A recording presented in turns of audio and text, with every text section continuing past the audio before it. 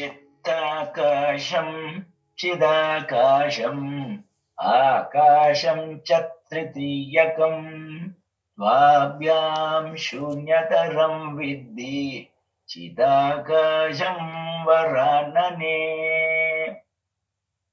There are three types of space: physical space, psychological space, and infinite space of consciousness. Of these, the most subtle is infinite space of consciousness. This is from Yoga Vasishta. Actually, Bhagavan has commented on this. It's very nice commentary is there. If you want, please go and read, or I'll send it in the WhatsApp group.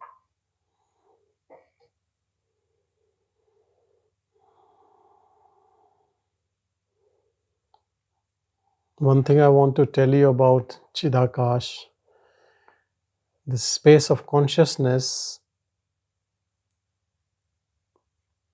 to merge into it, you have to leave the smaller space of mind. Then you can go into the larger sphere. Living in the space of mind and trying to know that infinite awareness of consciousness is just imagining yourself to be that. Otherwise, you cannot, because it's not possible. Mind cannot do that. You have to leave mind. You have to go into witness. You have to be sakshi, just as an uninvolved observer. Not just by saying these words or sitting in silence and seeing things around you and keep thinking about them. That is not going outside the sphere of mind. To go outside the sphere of mind, it doesn't even mean that all the thoughts should be gone. Your relationship with the thoughts have to go. That is what it means. Because it is a relationship which we are carrying as a bondage with our mind. And this relationship is not from the side of mind, it is our relationship with mind. Because all the time we think we are the mind. This ego sense is only the thinking that we are the mind.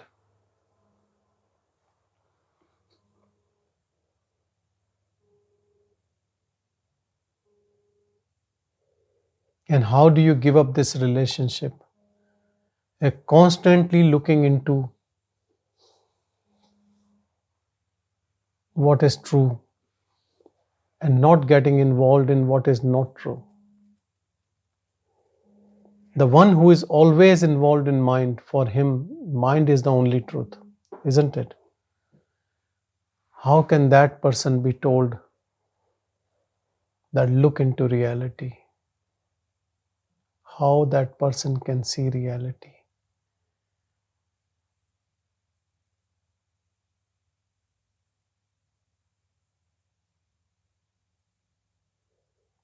If we see non-duality talks from mind, staying as mind, it all looks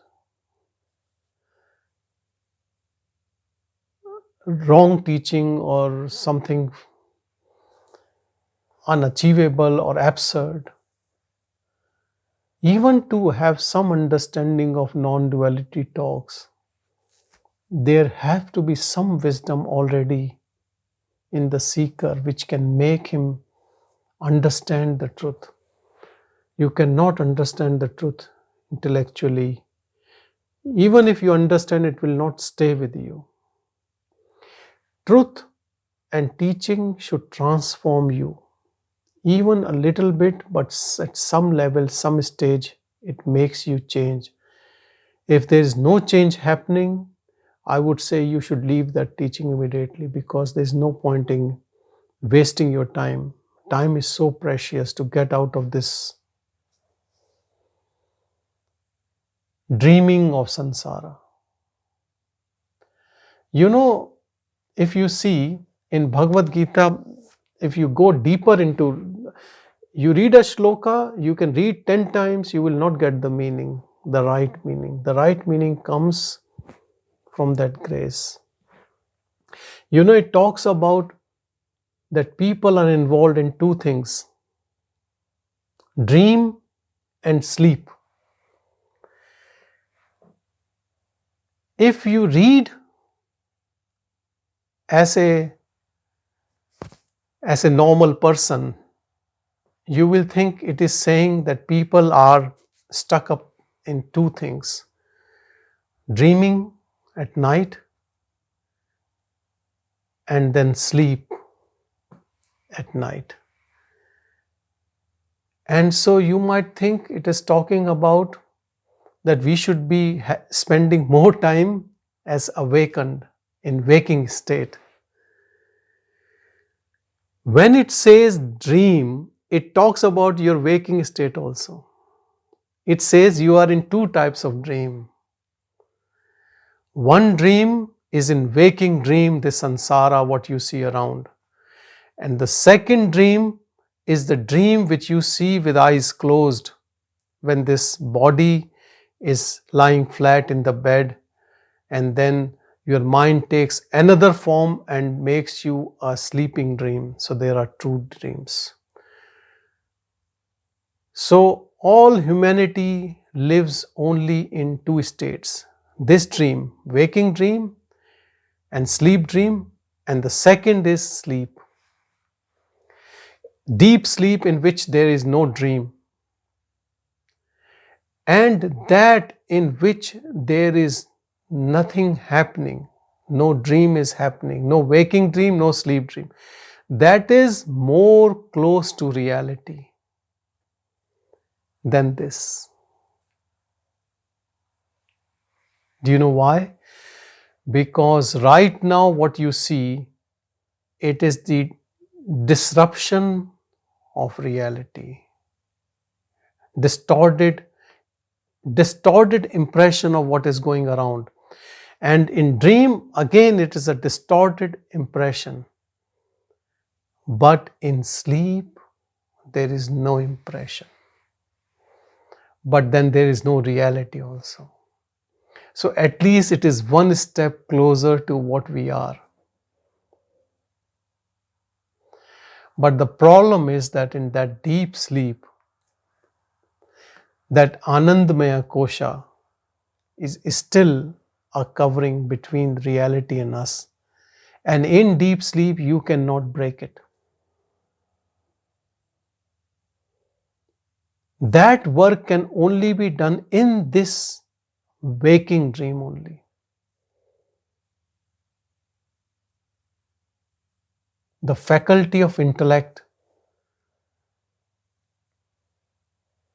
which is needed to discriminate, for discernment, is only in this waking dream state. If we use it now and pay attention to awareness only, we can make a hole in this illusion. We can get to the other side. And the moment you be in other side, this illusion is no more an illusion. Because you know the truth. You have gone behind the stage, you know what is it.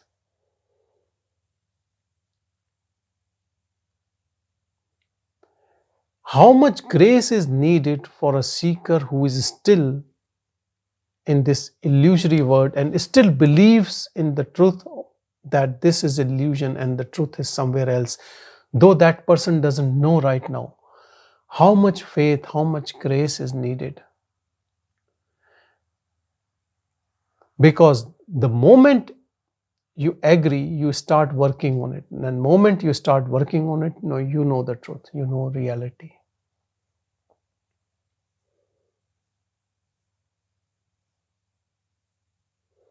Someone can argue that I am so happy in this world, I don't want to know reality, and that is okay. That is what the Maya is all about. If you are happy or even you're unhappy, but you want to stay like this, that's okay. It will continue indefinitely. No one is in rush to tell you the truth. Even if you read any sacred text, it always mentions that this is a secret. They're not just trying to say secret because they don't want that you should tell to others who are not interested. Otherwise, you will be abused by them and they will think you have some neurotic illness or you are not right. You know, when there are more mad people in the world and maybe one sane, then that person who is sane will be considered mad. So better to, if you want to know, you know it. So it's not that you don't want to tell others. Everyone can know, it is all open. You Google it and you can find all the information is there. But somehow that grace only allows some to know and others not to know.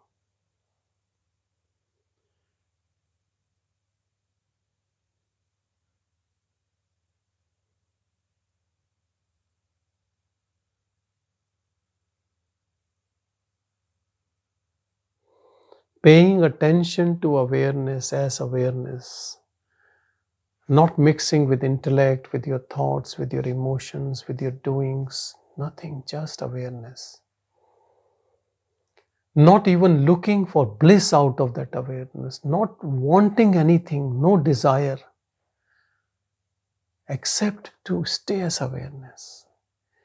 Stay in that emptiness, stay in nothing, no focal point by which you can identify yourself. Let others identify you in any way, brother, sister, manager, employer, doctor, engineer, cleaner, whatever it is. But your task is not to get identified by any attributes of this body form or the story in your mind about this body. When you are free, then only your whole attention can be on that awareness. And when you are completely aware of awareness, then you are free from all attributes and everything. You come to that undifferentiated nature of your own, which you can proclaim, which you can say, even if you don't say, you know.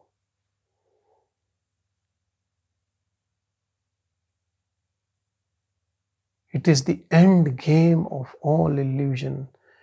There is nothing beyond it. Some religion, some sect, some people believe in this loka or heaven or hell and going there and then the next step. And because their belief in that, they continue with those journeys. All, if you talk from reality, all illusory. But real for them, like this word is real for almost everyone. Same, those different words are also real for them who believe in them and want to go there. And they do their whole practice to go there only.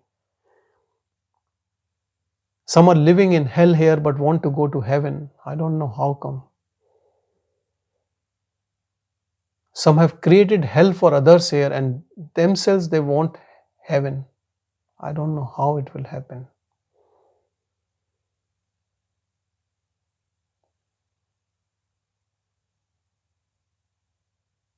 To break this curse on us, this sharp, you have to take only one help of silence. Take silence as that absolute, and that silence is within us. So whenever anything irritates, understand you're going away from God and absolute. anything which irritates us is taking us away. And if you think others are making you irritable, then you can also think that those others are sent by that Absolute to test you, whether you are solid or you are so weak that you can get swayed in your emotions and get upset, And I'll tell you, it is just the state of mind. I was talking to a lady who is an artist, well accomplished artist, but she said in last few years of her life, she is so irritable about everything.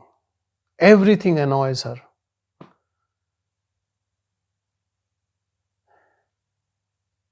And the simple reason I found was because she is an artist. She wanted to do an art, but she has got a tremor in the hands, so she can't do that. Because the thing which she has intensely desires, there's an obstacle to it. And because of that, everything else she's annoyed of. Look, but it is not a big demand for an artist to be an artist, but understand that not accepting whatever the problem is and still that intense desire to do something which is not possible has created such a disturbed mind. That is why they say even one single desire is poison. It will destroy you. It will finish you. It will keep your ego intact. Even one single desire. And we are full of thousands of desires. Then how would we know the Absolute? To know Absolute, only desire should be absolute. And again, that should also not be a desire. When we are empty, then only we can fill up our cup with grace, with bliss.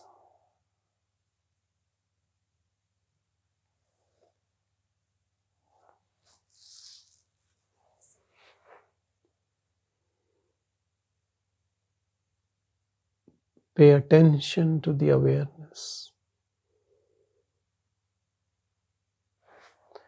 That essence in us which is watching the whole show unfolding in front of the eyes, unfolding in mind, and also the entity which thinks I am this body-mind. Go so deep that you can watch even that entity which claims for all good and bad, which spares no efforts to tell others how good I am or how bad others are and how much hard work I have done in my life, but I get so little. And I am the most honest person, and others cheat me. Go to that awareness from where you can watch this person who plays all tricks, who thinks he is very smart, but he is the biggest fool. Because of this smartness, he is away from Absolute. When you know this truth, that personhood just drops because it is so fake that you also dislike it. In egoistic mode, we always try to preserve that person from others, pamper it, and we lie others about our abilities and things.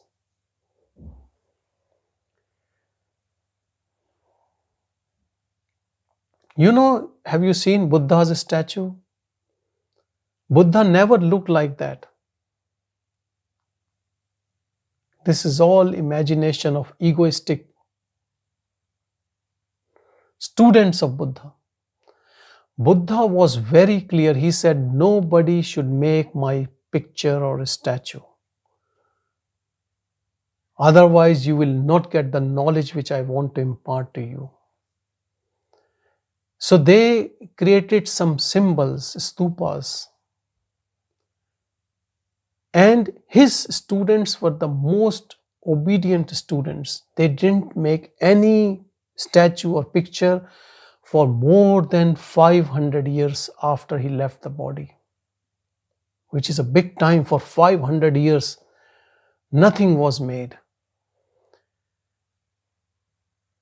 And then suddenly this statue started appearing with all those rounded hair and with big long ear. I don't know who made this first one. If Buddha would have known who did it, he would have punished that person. And now it is everywhere. People put that Buddha's statue in their garden, and then they all have a glass of wine and they enjoy a party. And only Buddha is meditating in the statue, and all they are enjoying in indulgence. You go to any person house, whatever religion or atheist or whatever, Buddha will be sitting in their garden. If you are rich, it is a bigger statue. If you are not that rich, it is a plastic one made in China. Otherwise, it's a brass one or a marble. But Buddha in every garden doing meditation for you. And that Buddha never wanted that statue because of this reason. Now you have given job to that statue to meditate, and you are free. You can do what you want to do. This is the problem with symbols. Buddha's teaching is to know yourself. Purest of pure teaching.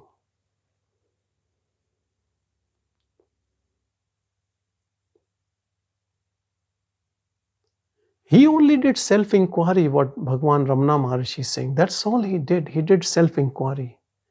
Sitting under a Bodhi tree, just that, nothing else. And he found it. You also sit and you will find the same. But no one else can do it for you. You have to do it. You have to awaken your own Buddha within you. Buddha means only awakened. That's all Buddha means. Buddha is not a name. His name was Gautam. And he also went to pilgrimage and teachers and gurus of his time, and he did yoga, he did everything. And finally he thought he has to practice. And he sat, he did his practice, and he found it.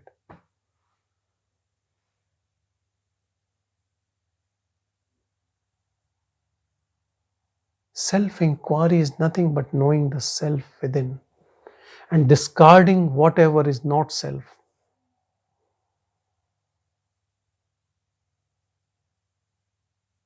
There are different types of people in this world. Some people love entertainment, sensory indulgence. They live from party to party. Then there are some who do it in mediocrity. They do some love something, some love game, watching, playing, or everyone has hobbies and interest.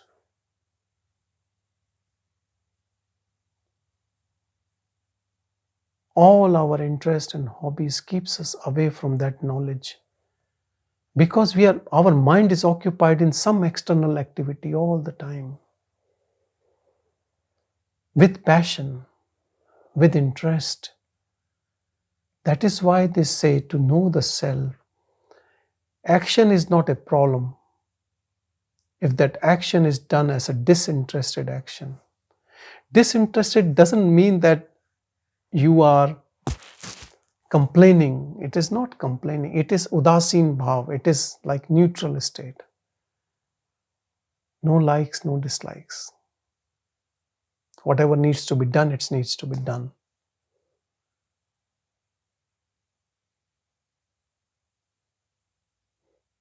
Understand, we try to choose things which we love to do. We want to party on weekends, and as soon as it's Sunday night, we are not happy that it is Sunday night. Monday we have to go to work because we don't like work. So we are trying to choose something which we like. We are not disinterested in party and at work. We are not in equanimity. If you keep staying in equanimity, whatever work or entertainment or family or a stranger or insult or praise, you can only stay like that when your attention is on the awareness, not on your thoughts, not on your emotions, not on your mind. Then you start knowing truth. Then you're making a hole in this Maya.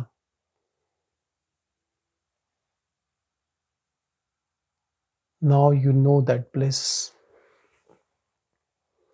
Soon you start disappearing in your own identity, as if everything is evaporated. It is a big shift, it is a major shift. From body, you become bodiless. From fear of death, you become fearless, eternal.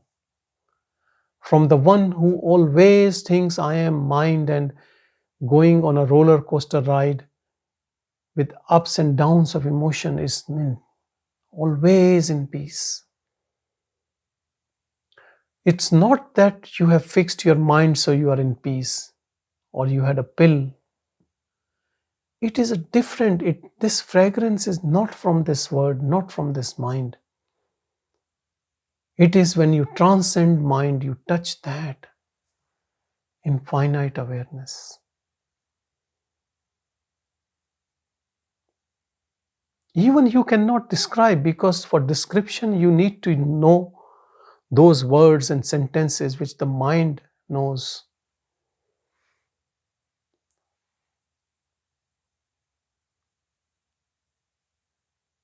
Even Sat Chit Anand, these three words also don't describe the whole of it.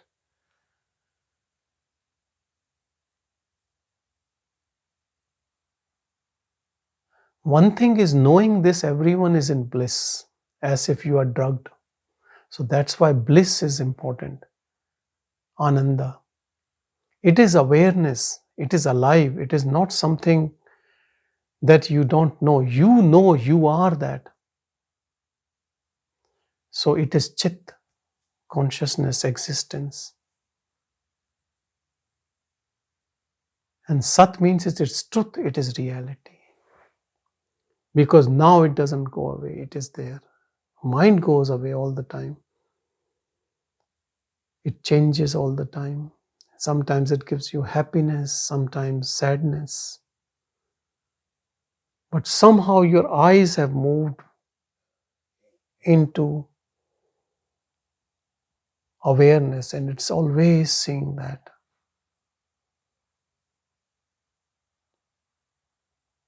But mind has no power on it, you know. You have escaped out of its clutches. You can still use it if you want to. You can think about a topic, you can do calculation. It's not like it's a vestigial organ. You can still use it. But it is in dormant. It is not overpowering you like you have come out of it. And simple thing which can make you out of it is paying attention to awareness. Simple, pure awareness.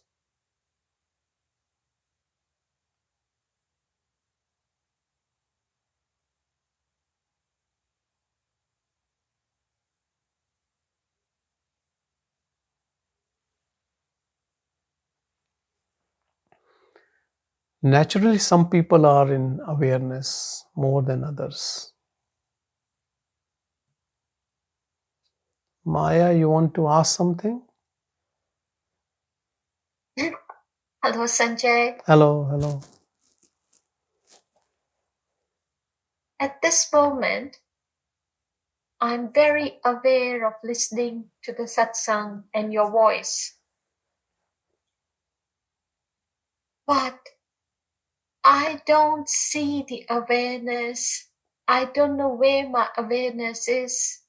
I don't realize that awareness. But I am fully present now. That's Can you awareness. please? Fully present in the moment is being with awareness. Fully present is that, whether it's an activity happening, fully aware, fully awake, fully present. Not like listening to something else, or it shows with people's gestures and what they're doing. When you're fully present, you are so present that even the body doesn't move. When we are fully present in something, we are always there. When we are half present, then there is a fidgetiness and we are thinking about something, or we get up and the body is a bit restless. That shows how much we are there. And obviously, mind takes over. Some thoughts might take you somewhere else. You are listening to me, but you might be somewhere else. So, fully present, yeah, in moment, in the activity. So after listening to satsang, if you start washing dishes, then be in that, fully present. Wash them with love, with respect. Like that act should be something which you are enjoying.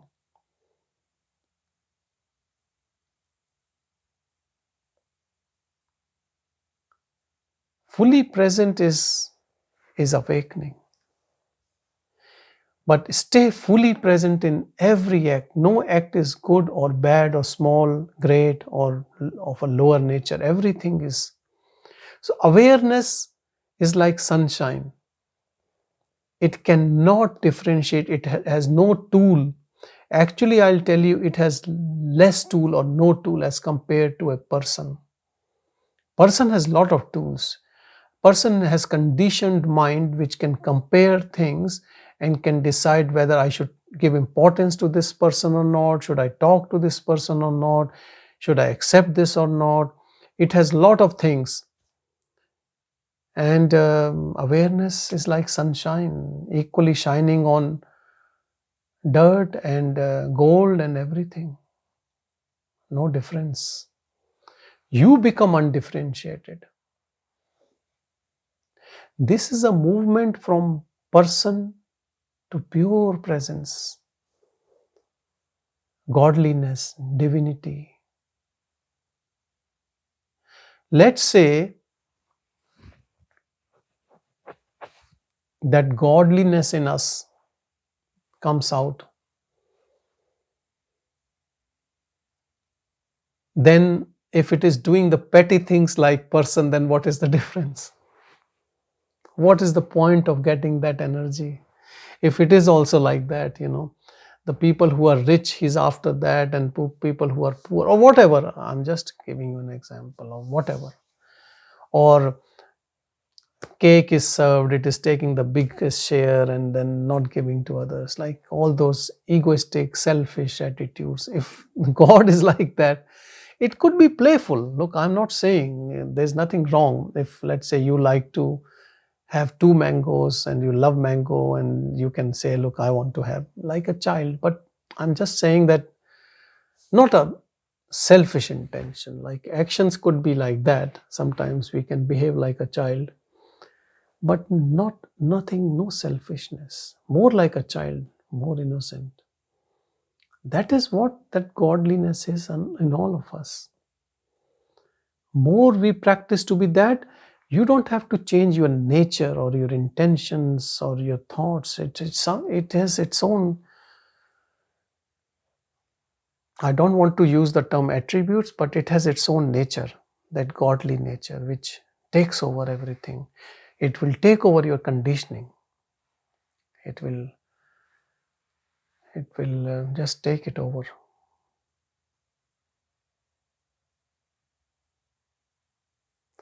So the biggest problem occurs even in that, not for you, for others, because you are no more personal in your approach about things with your relatives or with your friends, and because everyone becomes a family then. Because awareness is everything. No one is without awareness. When I'm talking to someone, and I'm trying to be aware, I feel as if I'm staring at them too much. Okay, stare, don't worry. Like I'm really staring at you. And so And they complain to you? somebody says, "Why are you staring at me?" I said, "I'm trying to be in the moment, just completely." Okay, just say sorry and keep staring. If a staring look keeps you in awareness, then there's no harm, Yeah. But actually the staring happens within. These eyes rolls within.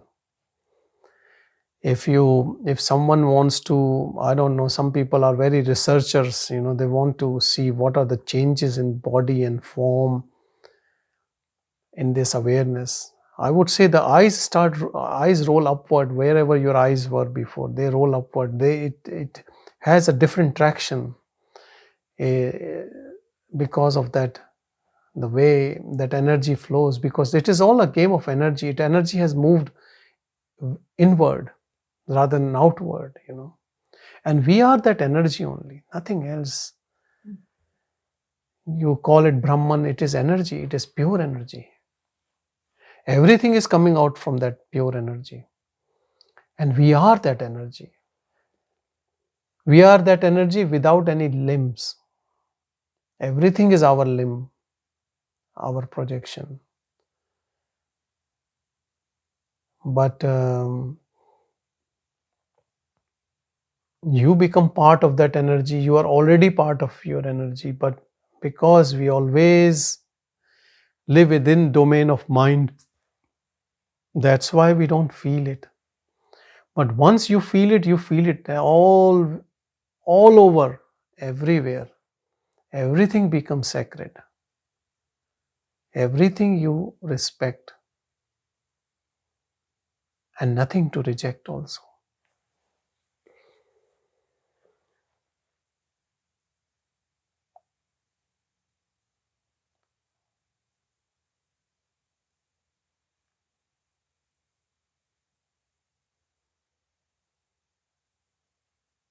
Sanjay, just one question. How does a jhani like you sees people like us who are in the egoic domain?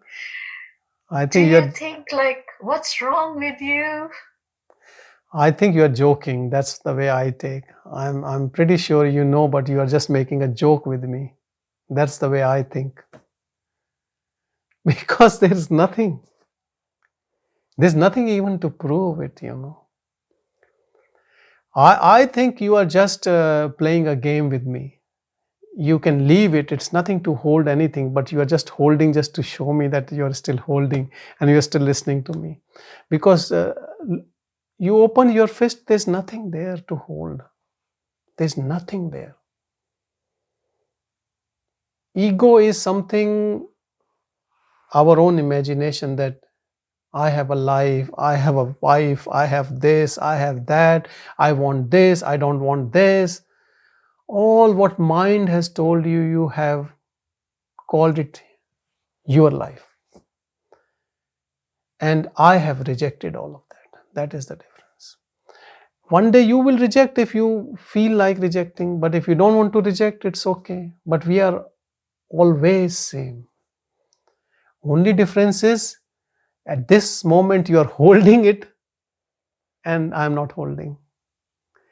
But you also have all those things and I also have those things. As if you are calling everything as yours in your mind and I am saying I am nothing. But I am not giving up anything and you are not rejecting anything or giving up. It's the same, but it's just between your head. I believe satsang is to demystify it and just drop what it is not and be in that pure holy state of your own. Don't borrow any happiness from outside. No need. Nobody can give you happiness. How anything can give you happiness if they don't know themselves what is happiness is? one can give you what they have, isn't it? If they don't have that, that is the problem. People are so unhappy. They have one relationship, they break relationship because they were unhappy, and they go for second and third, and I know that they never get happiness, because the problem is they are that unhappy person. Actually, they are spreading this disease of unhappiness in different relationships. You have to be happy. And when we are happy, the happiness flows abundantly. And it is just giving up this idea of that I am different from that.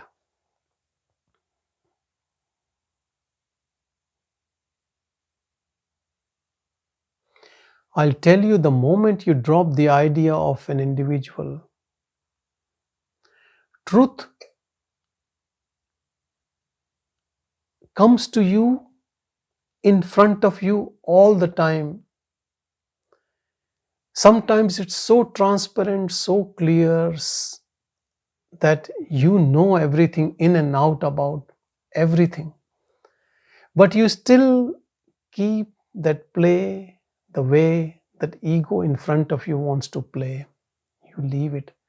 Just like a child says, Santa Claus will bring a Christmas present, and you don't say, oh, there's nothing like Santa Claus, you are stupid. You don't say, yes, yes, yeah, Santa Claus, and you play with that game, because that's okay. There's nothing wrong with that. So even when you don't go out and you start screaming, this is illusion, this is this, then that means you are mad. Why would you do that? Let that illusion, if people are happy, let it be. Why you want to break others' dream if they are having a nice dream? Let them continue with dream. What is wrong? That absolute will take care. When they want to come out, that absolute will pull them out. You and me are no one to, we are not given any task. Some people talk like this, God has given me tasks to reform others. Who are you? Who are the middlemen? No middleman is needed. There is no middleman between you and God. Only you are that middleman, self-sabotaging your own realization. No one apart from you. If you want to continue in this illusion, you continue. If you want to get out of, you can get out. And this stage in which being a seeker you want to get, but still there is one step is there and one step is here. It is just a stage you are in right now. If you ask me, my intention is your both steps should be out of it, from Maya. You have to leave Maya. Leave your name. You have a beautiful name actually. Your name is the only real name, though it is Maya. Because everyone's name is only Maya.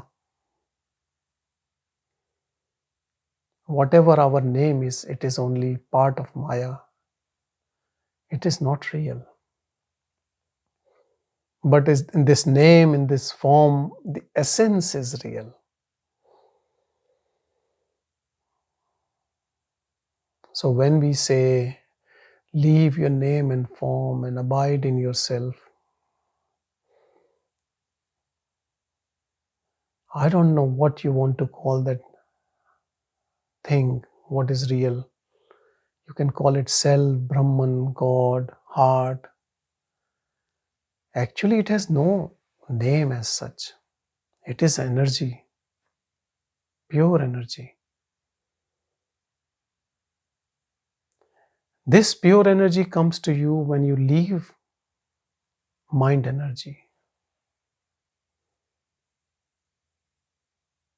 Because let's analyze our own life. All life, whatever we have done what the mind is saying. Our thoughts have made this life, isn't it? And if I tell you, you give up this relationship, it becomes difficult for people, because they have put everything on it.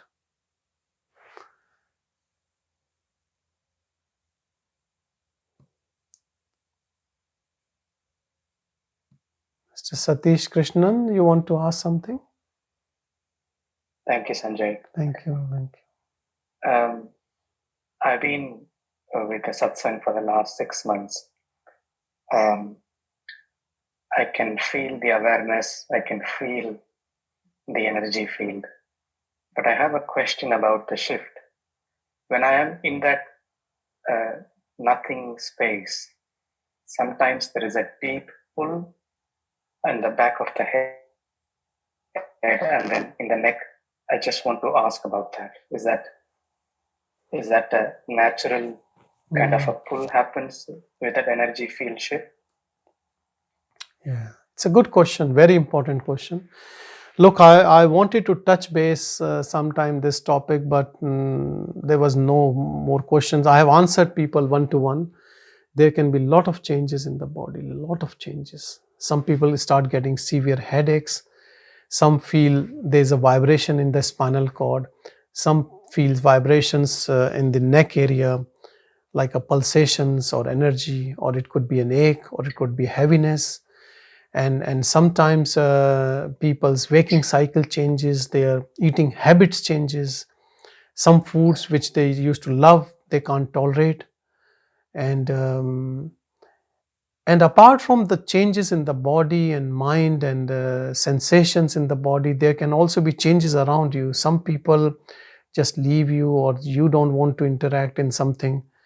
I had an email today which I'm going to speak to this person from Russia who is living in India for last some years, and he was saying that he feels, and a lot of people have thought he's depressed. He thinks that the only thing is, I'm not interested to talk to anyone, and anything can happen. So these changings, yes, definitely, especially the neck area and the spinal and the head can, because this is a shift in energy. You might have heard Kundalini, which is a very preliminary step before this whole change takes place, because these nadis, normally the energy flows in Ida and Pingala, right and left energy channels. But when people do yoga, or even when you contemplate, that energy starts flowing in Sushumna, the central canal. That opens up the channels, and that creates a lot of new changes. And even some people start getting experiences, satori, and seeing things, and so many things happens. Out of body experiences can happen, and the travel in astral space can happen. I don't want to, because then people might feel, oh, what is this all talking about? And a lot of people believe if things are non-scientific, they are not true. So yeah, but these changes, what you are saying, definitely can be related to that. But if you are worried, better to get some scans, get some tests, make sure there's nothing else, but it is not unusual to have. No, there is. I'm a pediatrician, I'm a doctor myself, so these are all involuntary, and I can feel that nothing is affecting inside. Everything is calm. Whatever the changes is happening, that space is not touched by the changes. But because this is new, I thought I would check with you. No, that is very right, Satish. And some people start getting very spasm in their spinal cord and their vertebral column, and the whole thing becomes very sometimes stiff. Sitting, people go into samadhi.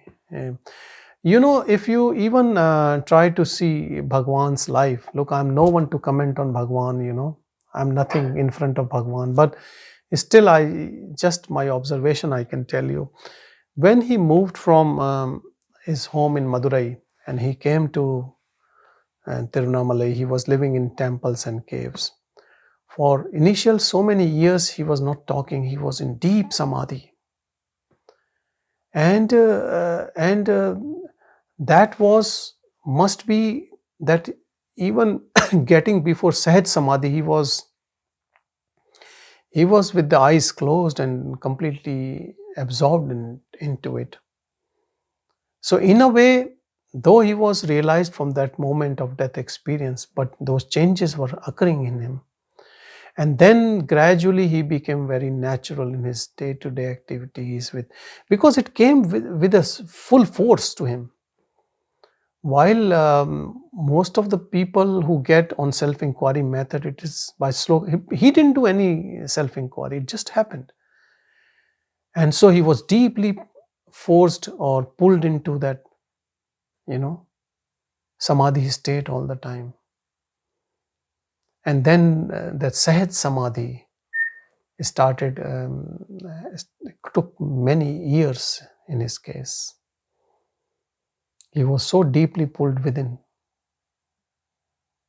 And I think this is grace of God that he stayed alive to give that teaching to us. Otherwise, if nobody would have cared at that moment or whatever, he would have just disappeared in a way, because he had no interest in eating, drinking, doing anything, or So most important thing is we should trust that energy, that whatever it will do on body, I accept with folded hands, or with this life, because that is what the surrender is, rather than thinking as something, this should not happen, or this. That means that we are still keeping our ego alive, though the energy starts flowing. Then that energy will not take over whatever shape it has to take, whatever it has to do. Let's say it wants to blast this body and get everywhere, whatever. When we surrender to that energy, then there is no ego, there is nothing else which has its own intention about even this body. It has no intention about the living of body, or body going, or body healthy, or body disease. That is why when Bhagavan had cancer in his hand, that sarcoma, he said, people said, why don't you pray and you get some fixed or whatever, like we come to you and we get cured. And there is not one incident, there are so many miracles, like people got cured completely by Bhagavan's darshan, or vibhuti sent to them to their hometown. But Bhagavan said, where would I go? Whom should I ask? There is no one. This shows the internal. There is no ego. There is only Brahman. Brahman will ask whom? Buck stops there. Whatever it is, it is. No person who wants something for this body. So deep are Bhagavan's words. If you see, each and everything Bhagavan uttered takes you to the source. So complete acceptance, whatever happening to the body is just happening, good or bad. When I am now nobody, then nobody can't ask for anything to be fixed or not fixed. They say even there, though Bhagavan, we say Bhagavan has cured thousands of people, but he has no intention to cure himself. Actually, I have to say he has no intention even to cure others, because he is that awareness. He is shining equally on everyone. His grace is equally on everyone. But the thing is, those people come to him with that intention, strong desire to get fulfilled, and it gets fulfilled because they are coming to that energy with that intention. So whatever their intention, that intention comes to that energy and it gets fulfilled. So that energy from which it is getting fulfilled, that energy cannot say that I have done this for them. No, it is just that absolute. There is no individual person who is doing anything.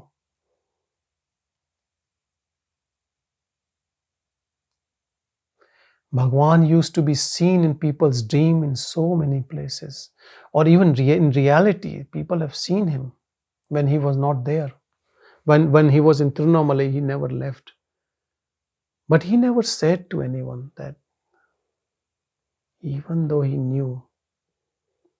Because it's just a play of energy with the other person's intention also.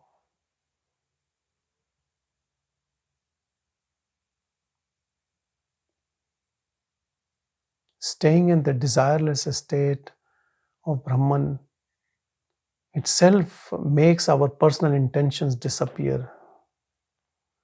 And trusting that energy, whatever happens to the body or sensations or something, I am not bothered. Krishnamurti, he used to get very severe migraine attacks. And things can happen to people. Swami Vivekananda had a lot of ailments and he died very young age also. So body to carry that energy for that long can be sometimes difficult for that body. Because it is sudden energy of getting out of this cycle.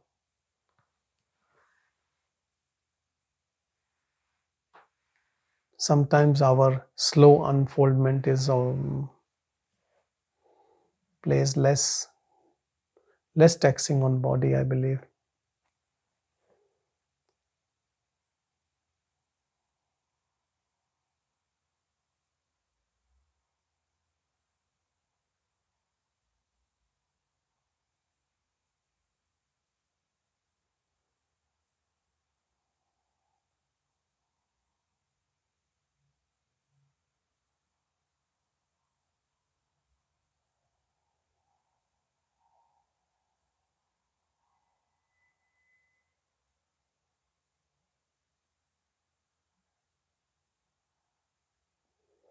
I'll give you another clue about some people, and not some people, a lot of people who are on their peak of sadhana.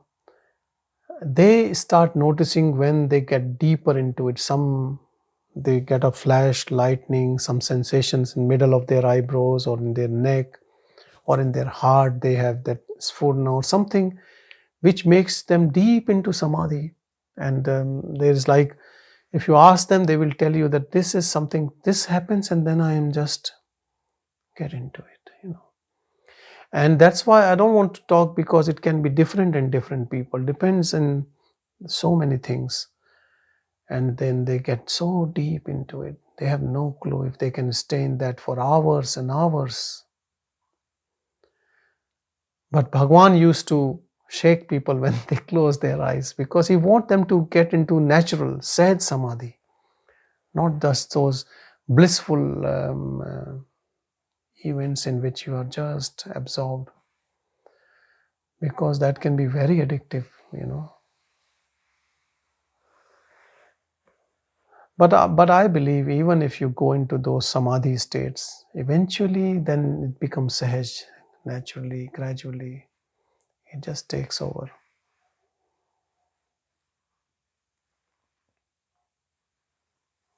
So many things can happen if you understand. So many things can happen, like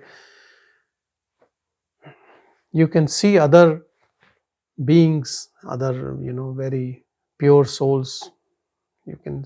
Some people can see, some people even can talk, some people even sometimes they leave body and they go into the other astral planes and they travel. But we should not have any intention to get into anything, but sometimes things just happens. And even if that happens, you can discuss with someone who can understand, but it's always important not to tell normal beings around us, family or someone, because first thing, they will not understand. Second is they can take, you are a nutcase now, maybe something needs to be done to fix you. So it's better to discuss with someone who can understand, but better not to, and definitely not to boast about these things, because as you know, there's no point in talking about that. Even Bhagavan used to downplay, like Kavya Kanta Ganpati Muni, when he said that I was wanting water, and then Bhagwan came in that temple, and he said, you came there? He said, yeah, I remember faintly. Probably I might have come. He said, how you came? And Bhagwan didn't answer, and then he... So...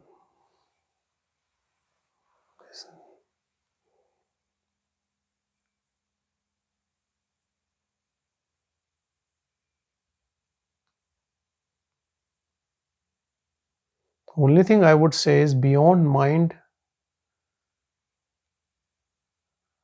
there's more infinite energy play outside the domain of mind. Mind has its own power and mind has its own restriction. But beyond mind, there are no restrictions. But the thing is that awareness is not showing anything, has no interest in showing anything. So no play. It does not play like the mind plays, So all the siddhis people acquire at the level of mind, and sometimes they can be show off, but there will be no knowledge of absolute. Siddhis doesn't mean you know the absolute. You have finished your story.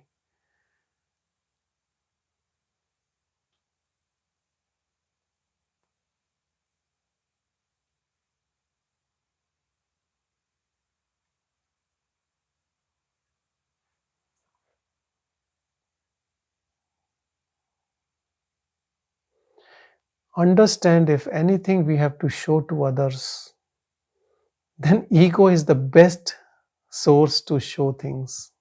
Why awareness will show? Awareness has come as ego to make this show word. So ego's job is to show. But if you want to get into that egoless mode, then there is no show left. What show? To whom? When we try to prove ourselves, that means we think there is someone else apart from us. But if we are everything, then whom to show what?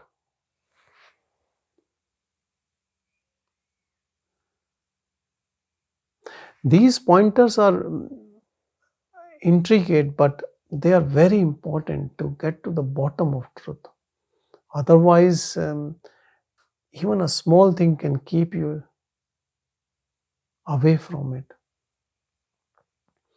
It is so close that it is you, and so far that after even millions of births we can't know it, though it travels with us all the time as us. But we have no clue. Because it is behind us and we are facing forward, always looking, using these organs of sensations and mind. And the moment we start looking within, bringing all this energy, surrendering to that absolute, and absolute knows that our surrender is complete or not.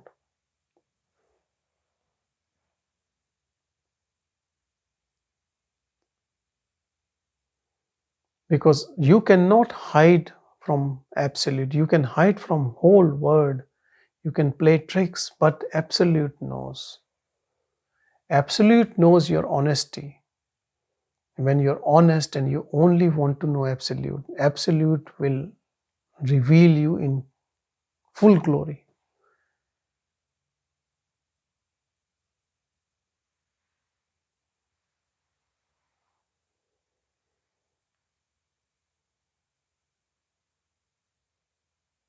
I'll tell you, the system of God is perfect, flawless.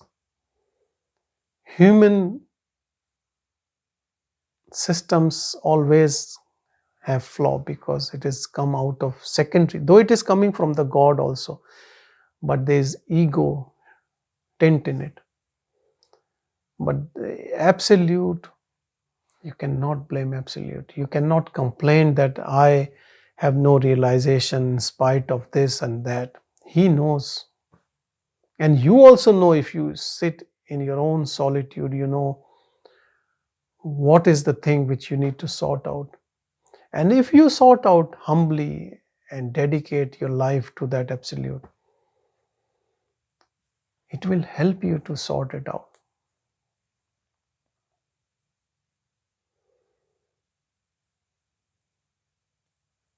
If you have decided to give your life to that, then that also will make sure that you know that there is no doubt about it. If God also plays games, then what is the point in knowing that God? Better to know, don't know that God and stay with your ego.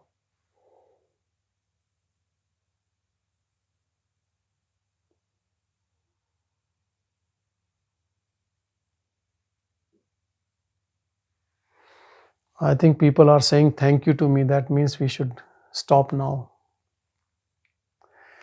Okay, yeah, I think it's time. Om Shanti, Shanti, Shanti. Thank you, thank you, thank you.